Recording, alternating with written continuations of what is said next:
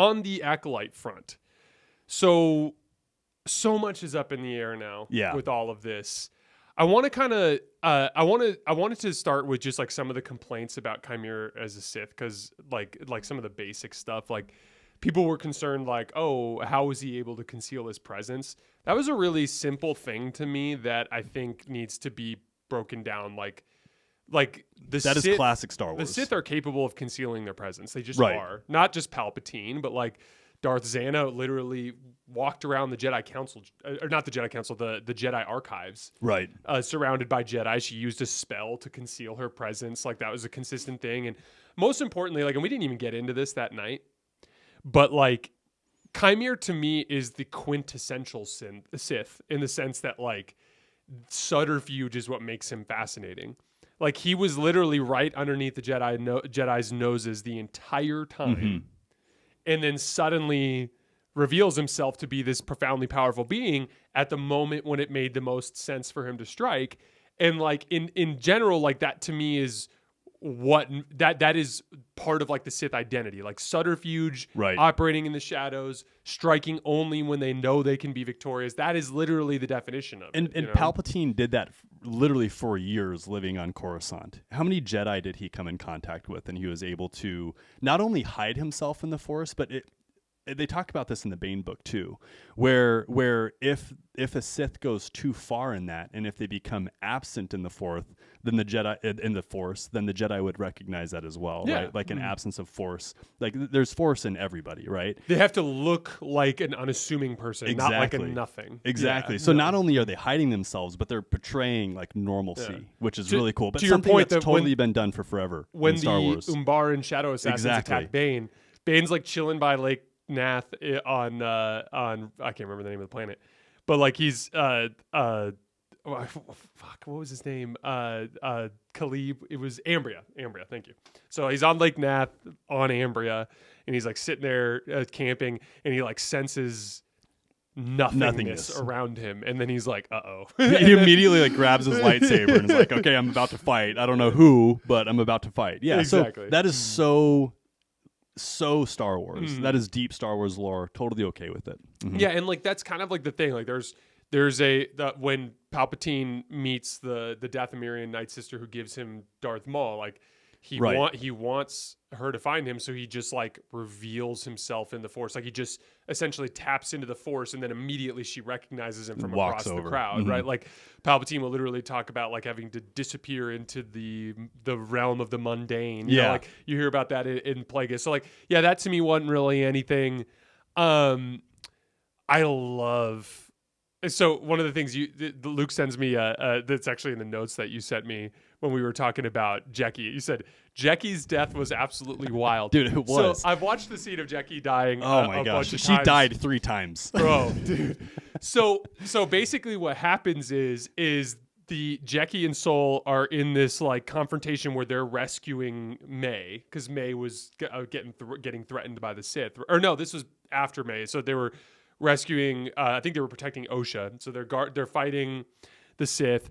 The Chimera clearly goes on the defensive. Like he's almost purely just kind of like giving ground and retreating. Jecki was holding her own. Some incredible choreography. That scene where Jecki comes like flying in and like jumps over the top and then chops as Osha comes in from behind, or not Osha, Sol. But like what ends up happening is Sol ends up getting into a physical confrontation with Chimera, and he like trips him and shoves him off a ledge. And as he shoves him off the ledge, Jecki comes flying in, and she's just like going right at him, right? That's when she punches and undoes the helmet. Right. And then she just kind of comes flying in like, ah! It's kind of funny when you rewatch Dude, I know, it is. But right at the last second, he just untwists the lightsaber, blocks, and then it's like, it like just triple stabs. Just pinpoint. That was a perfect triangle, right? Yeah. And it's like right upper lobe, left upper lobe, cervical spine.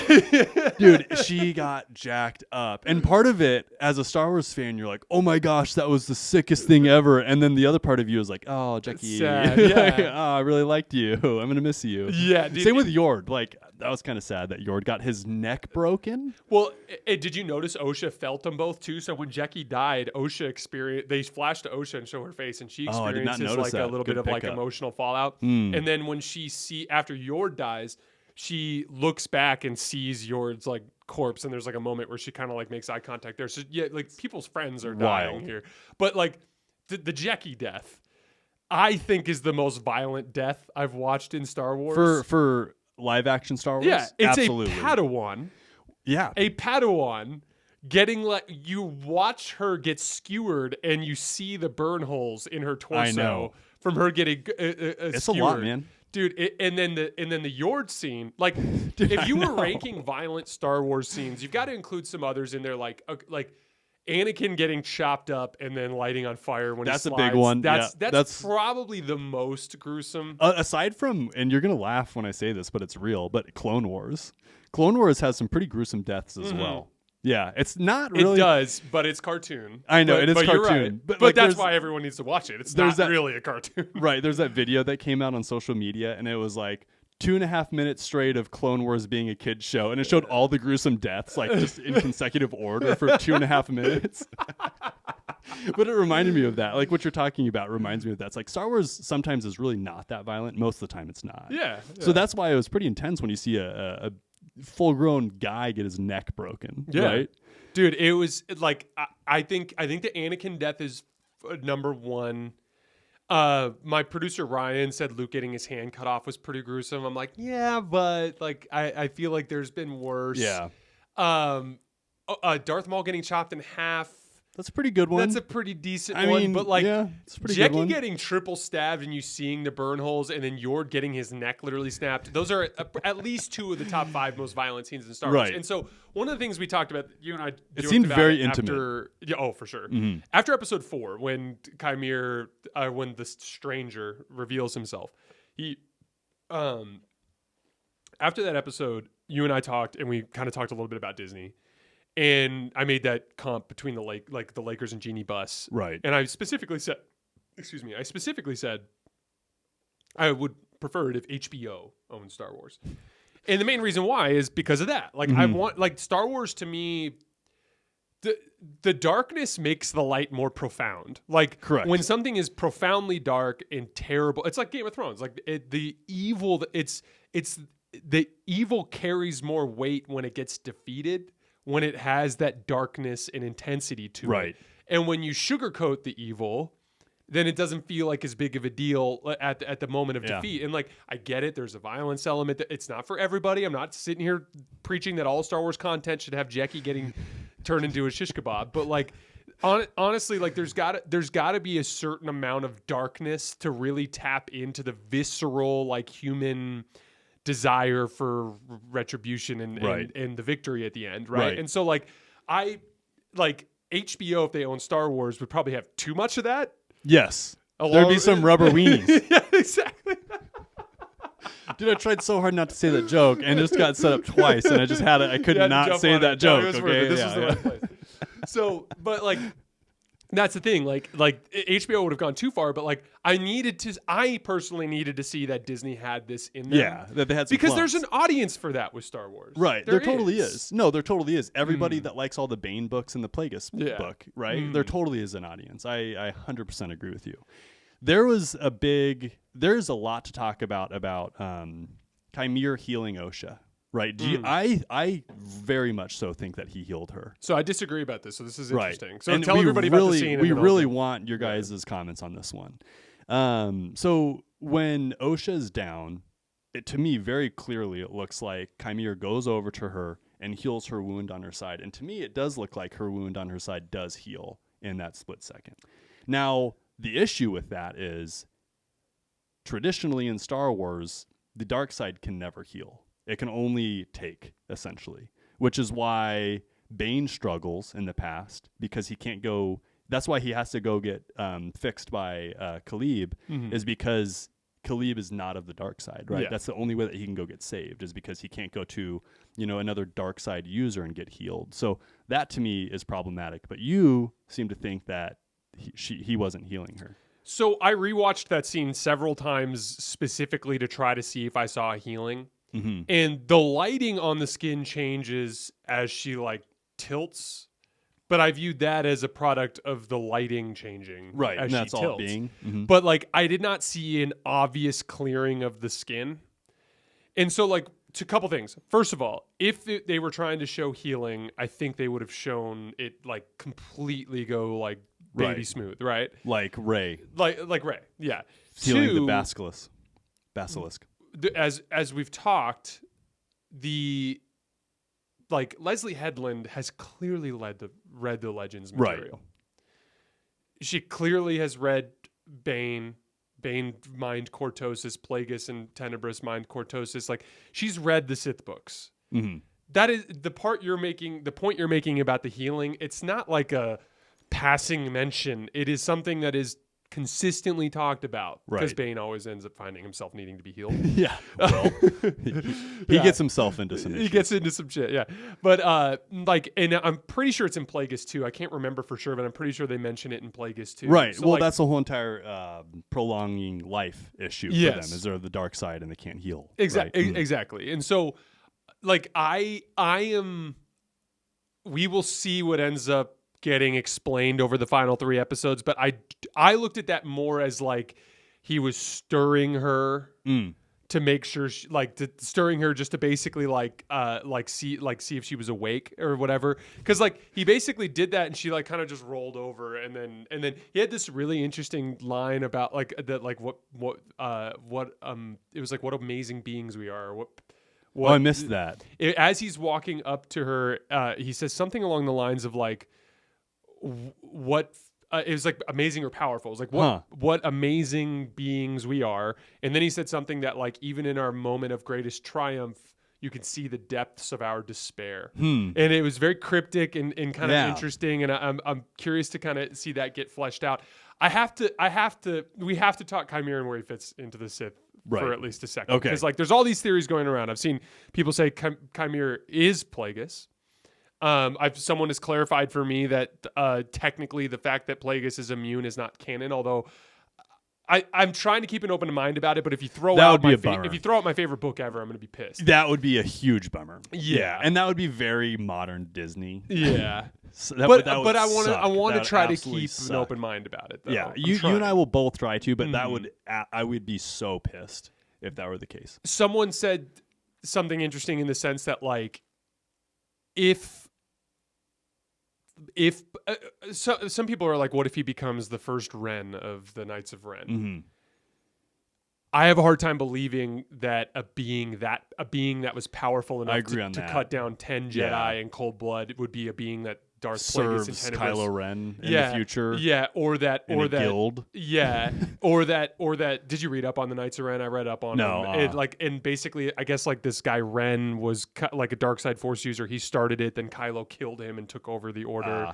But they were like a splinter order that was considered too small even for Palpatine to kill during the time. Right. Yeah, but then they end up working for Palpatine at the end. It's like it's kind of the Knights of Ren is just another sloppy Disney concoction. I'm not really interested in it, dude. But and a missed opportunity because they could have been so cool, but they just weren't utilized. Exactly, because there was no plan. Movies. Yeah. Which, by the way, I saw this reel of a Dave Filoni talking, and he's like, he's like, you have to go into this with like an obvious idea of where it's going to end. Okay, yeah. What? Novel That's idea. incredible. That's all corporations should do that, huh? And then he basically said like, he's like, I already know how the movie's going to end. Okay. And so like he has this finish line, and now he's just filling up everything in between, which I like, right? And like that, but Disney never planned that, and so then they had no use for the Knights of Ren. It turned into this whole issue. Gosh. But like we know that Darth Plagueis or Darth Tenebris is in charge at this point. It's just a question of whether or not Chimera is one of those guys, or if he's one of their apprentices that gets disheveled or like discarded at some point, or whatever it is. Like, we know that they're involved. There's just no way that, like, we know from Darth Bane, when one Jedi dies on Done, Bane sends Xana there, and Xana specifically says, like, yeah, any being that's powerful enough to kill a Jedi is worth our notice. She says that. Right. Any being that's powerful enough to kill 10 Jedi, you bet your ass the Sith wouldn't just let that fly. So, like, I'm leaning into this is a Sith. Mm-hmm. I'm open-minded about who it could be. I do think it'd be fascinating from the standpoint of, like, him pursuing an apprentice is essentially a confirmation that he's ready to challenge his master. Yep, I agree with that too. Which that could lead into something. And so and then we also know from the previews that Vernestra Rowe is going to get involved at some point with her lightsaber, right, with her whip. Yeah, it's kind of interesting too because he is cryptic again, and he goes, "Some might call me Sith." Mm-hmm. It's like, why not just say I'm Sith? He says the Jedi might call me. Oh yeah, Sith, the Jedi. You're exactly right. Yeah. So that was a little bit cryptic too, and I don't know if that is really that influential in this or not. I guess we'll have to wait and see. I thought about it though, like. It would have been even weirder if he was if Saul was like, "Who are you?" and then he was like, "I am Darth Plagueis, Dark Lord of the Sith." No, I agree. That might have been a little bit lame. Like, yeah. It wouldn't make any sense. No, like, I agree. That would have been a little bit lame. Yeah. What do you think May is trying to do? What do you think she's up to? Taking the place of Osha and acting like Osha, and also May's got her tattoo head, which is hidden. And I've seen everybody get upset about that too. Like, it would be so obvious that that's not May, that's not Osha, that's May, just because of the tattoo. Well, her bangs do cover it for the most part. Also, Sol just lost his entire group of Jedi that he was in charge of. Like, he'd be a little bit disheveled, but like, what do you think May's up to? What do you think she's trying to do? Well, let's just do this. Let's get out of here. Let's before we move on to our next topic, because I do want to talk the High Republic book for a minute. Okay, Let's just you give me your best guess on two fronts. I want you to tell me what you think Chimera and Osha are going to do in the next episode, and what you think Sol and May are going to do in the next episode. I still think that there's a really good chance that Osha becomes the true villain of the show, and I think that is the first seed. The last episode that we watched, I think, was the first seed of that. And I think that pretty quickly Sol determines that he's not in the presence of Osha and that he's truly in the presence of May. I think that's going to happen almost right off the bat in the next episode. I agree. Well, a couple things. On the Sol May front, the droid. Oh, right. Or no, the snarf. The snarf. The sniffing snarf. Yeah. He makes an appearance with the droid's flashlight. Right. I think that when he gets on board and he realizes that May doesn't actually have the other half of the droid, I think that's going to be an indicator for Sol. We also know that Sol makes it back just simply because of the fact that Vernestra gets involved at some point. And there's just theoretically, makes it back to Coruscant, if May killed Sol and stole the ship and met up with the Sith or ran away or what, it wouldn't even make sense for May to do anything for the Sith because May does it doesn't even make sense because the Sith wants to kill May. We saw that. So that doesn't make any sense either. So there's gonna be some sort of resolution there that involves them making their way back to Coruscant and informing the Jedi Council. Agreed. Osha in Chimera, this is where I think we're gonna get our introduction of the Sith Lord. What I think is going to happen is Chimera is basically going to sit down with Osha and be like, here's where the Jedi lied to you. I think he's going to. So, for instance, when you think the Stonefire is about to get dropped, I think we're going to learn. They'll either do it through a flashback or they'll do it through a tale. But my guess is it'll be a little bit of both. Mm-hmm. But in the moments where the Sith reveal themselves, they don't reveal themselves as these masochistic, we just want to kill everybody. Right. They reveal themselves as we're the same as the Jedi, just with a different code. Mm-hmm. You know what I mean? And that's the other thing too about the whole Knights of Ren thing. He literally was having having Osha or May quote the Sith code. Why would you be quoting the Sith code if you're just a Knight of Ren? That's a good point. That's a really good point. Peace is a lie. You're a Sith. Right. That is the first line of the Sith code. Agreed. So anyway, I think Chimera is basically going to tell her what happened. There will be some sort of flashback, and then at that point, Chimera will reveal himself to Osha as a Sith. I think that's when he'll name drop. His master is? I think that, or himself. I think he'll just name drop himself. Oh. And he'll say, I'm Darth whatever, and it'll either be Darth Plagueis or it'll be Darth something else, who serves Darth Plagueis or who serves Darth Tenebrous, right? Mm-hmm. And I think that will get parsed out as more of a long-term thing of them training. And then essentially I think May will end up probably helping the Jedi track down and try to rescue Osha, and there will be some sort of final confrontation. I think my favorite outcome, though, would be the Jedi all dying. I think they almost have to. And the Sith tying off every loose end. Yeah. And then Darth whoever coming in and either killing Chimera or Chimera end up taking on like the thing that's tricky is Plagueis canon is a male. It can't be like Osha or May can't be Plagueis. Okay. We know that because when Palpatine tells Anakin the story, he killed him in his sleep. Yeah. Okay. So like that is set up. So like May or Osha can't become Sith unless they are actually like Tenebrous' master and we're like way many generations in the past, which maybe, but I doubt it. Time frame, that would be a lot to fit in. That'd be a lot. That'd be a lot. 150 years. While Ki-Adi-Mundi is still alive. Yeah. Exactly. They've created a little bit of a problem. It sounds like. Just gonna say it. It's gonna get. I think they're gonna resolve this though. I would like to think that under the gaze of Dave Filoni that it's gonna be sound. Mm-hmm. And I know he's not directing it. Everyone, I know. But he's in charge of exactly. of all the story, big picture. Right. Story I'd stuff. like to think that he wouldn't just let that slide. Mm-hmm. No, I'm with you on that.